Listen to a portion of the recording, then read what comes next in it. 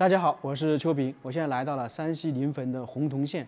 说到洪洞，大家可能首先想到的就是大槐树寻根问祖。那其实，在洪洞还有一个比较著名的景区，就是一所明代的监狱。现代废弃的监狱我们看了很多，那个规模非常宏大。那么在600年前的明代监狱，大家有没有见过？今天呢，就来给大家探索一下这个保存非常完整的明代监狱，看看古代监狱里面的真实情况是什么样的。苏山监狱，我们已经从后面那个小门进来，这里就是监狱的里面，两边有很多小房间，这里也是普通的牢房。那有普通，肯定还有不普通的。现在来看一下这些牢房到底是什么样子。这里是整个监狱中数量最多的普通牢房，它们最大的用途是收押诉讼期间未定罪的疑犯和罪行不重、被判处监禁的罪犯。整个通道仅仅宽1.7米，两边对称呢有12个小房间。看看这个窗户和门，门非常矮小，你进去的话得弯着腰进去。那这个窗户呢很矮小，这样一看的话，采光就非常差，并且这个木栅栏呢非常宽呢，很结实，推都推不开。它因为是镶嵌在墙壁里面的，我们得这样走进来，是不是很矮小？这个门这样一锁住，里面完全是看不清的。一进来发现确实非常小，这是一个炕，因为山西这边都是炕没有床的，就算是南方监狱里面一般也是没床，就是一些草席搭的。那这里是北方的特色，我们看起来这里感觉是不是睡一个人的床？其实错了，这个牢房高峰期的话可能要关7、8个人，那是基本上没法睡的。怎么睡？人缩在那里，想躺是非常困难的。在封建社会，这些地方基本上是很黑暗的，里面常年不见阳光，又阴冷潮湿，而且阴森峻黑。你人在这里的话，心理素质不强的人可能会逼疯的。那有些人是坐在这里，就是半躺，然后这里面呢也可以说是臭气熏天。那有些人如果受不了，那可能就得坐在地上。你想一想，这里2米、4米，就大概是4、5个平方，要生活7、8个人，日日夜夜在这里，想一想都觉得恐怖啊！我现在是在这个牢房里面，在窗户这里。假如说外面如果有动静，里面的犯人肯定都会趴在窗户上面看，特别是碰到上一级的官员或者知县来这里视察的时候，那这些犯人是不是在向外面这样招手，把手伸出去，说：“大人，我是冤枉的，我是冤枉的。”这个看影视剧中应该大家能够看到一些，因为这座监狱确实是明朝遗留下来的。以前这个地方是属于县衙的一部分，监狱一般是在县衙里面的。我们看了很多其他地方的县衙都有，只不过那些很多是经过彻底修缮，而这里呢，大部分是保存原样的，像这些里面的砖等等都是原版的。这个上面现在摆放了一些碗，那以前是有一些没灯的，因为在古代嘛，这个地方阴森无比，也漆黑无比，晚上有人值班，那肯定得放一些灯在这里。在普通牢房的尽头有一个死囚洞，是在押囚犯病死或者被酷刑致死者，尸体就是从这里拖出，因为他不敢从大门拖出嘛，会被普通的老百姓看到，哇，你这里面太吓人太黑暗了，所以偷偷的就在这个监狱的墙上面弄了一个小洞，一般是晚上拖出去，然后给家属或者给其他人去处理。有犯人，那肯定有管理犯人的。我们经常看影视剧中也能看到有些狱卒，他白天晚上都在这里。那么这个房间就是啊，在这边是叫做禁房，禁止的禁。那这个就是一些狱卒的雕像，他们坐在这里值班，在这里喝酒、吃花生。那旁边有什么事情，他们马上就能知道。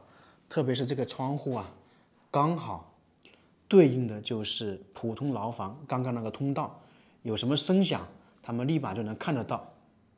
它整个设计的话，就是体现在这里。这些大家应该都见过吧？这个很重啊，把头放在这里，然后带着这个行走，这个有几十斤，你别说跑，走路都费劲。所以封建社会确实挺黑暗的。刚刚看到了关押普通犯人的牢房，那么肯定对应的就有关押死刑犯或重刑犯的牢房。从这里面就是啊，也是一个很矮小的门，它这里是叫做虎头牢，也是叫做避案牢。一只大的老虎，虎头牢，这个是属于双墙门，看到没有？它非常矮小，犯人进出均得低头行走，并且呢要鞠躬一样的形式，这个就显示了封建王朝刑律的威严。一来到这个死囚牢房，就感觉不一样啊！你看看，首先是有高大的城墙，大家猜这个城墙有多高？大概是6到7米，那个厚呢大概是5尺1寸，里面呢还灌有流沙，就是防止这些死囚犯打洞逃走。如果一挖开，流沙就立马下来了。所以在封建社会，这里也算是用心良苦啊。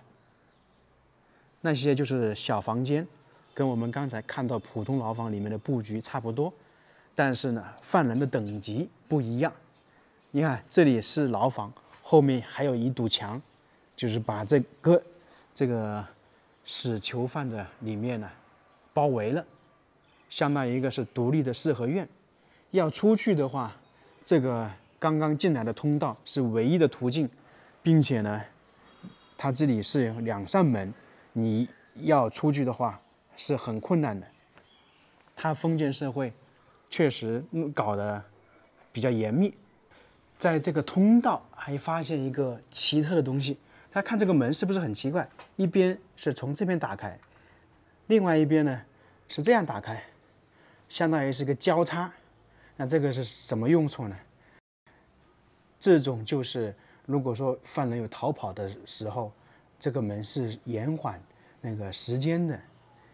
它所有的设计都是为了避免犯人逃跑，包括外面那个城墙也是一样的。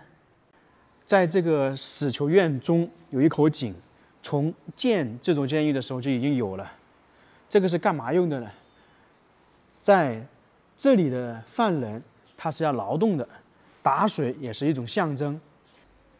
在这里还发现一个不一样的东西，我们刚刚在普通牢房看到这个窗户啊，栅栏就是1层的，而它这里呢是2层，就跟我们刚刚进来的那个门一样，双重保险。果然，死刑犯在这里的待遇都不一样。现在在关押死囚犯的牢房里面，这样看是不是很敞亮、很宽敞？但是如果把门一关，亮度一下就下来了。我再关一扇门，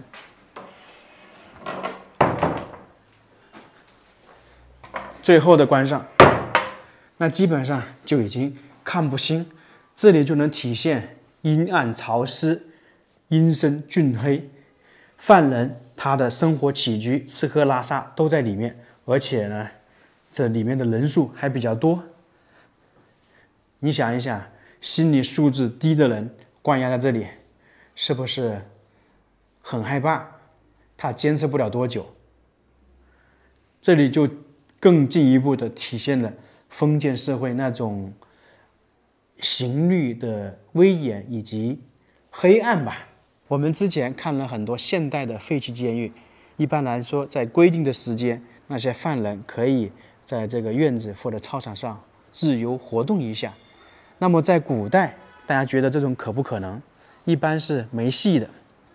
基本上犯人只要到了这个地方，很难出去，除非是要你出来干活的时候。这就是黑牢，里面漆黑无比。现在是有灯光，没有灯光完全是看不清楚的。而且这个全是用砖结构，可以看到那里有一个洞，那么就证明这个墙壁是非常厚的，基本上不存在越狱的情况。在这里真的是很痛苦、很难受的。而且他们这些重刑犯，就是说死刑犯，带着这种睡觉，你更睡不着。这个起码有几十斤压在自己的肩膀上，然后手把它捆住，怎么睡呀？是不是？在这里一个很好玩的，有些人还留下到此一游，这个就很有意思了。难道他想把自己留在这里吗？太好玩了。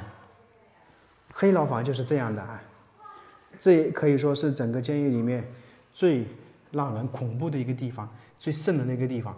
在这里就证明你没有希望了，即将走到人生的尽头了。这座监狱是明朝初年建立的，到现在已经600多年，也是全国唯一一座保存最完整的明代监狱。监狱内部的真实场景就是我们刚刚看到的这些。看完大家会不会害怕？因为这里确实走起来让人有点心惊胆战的。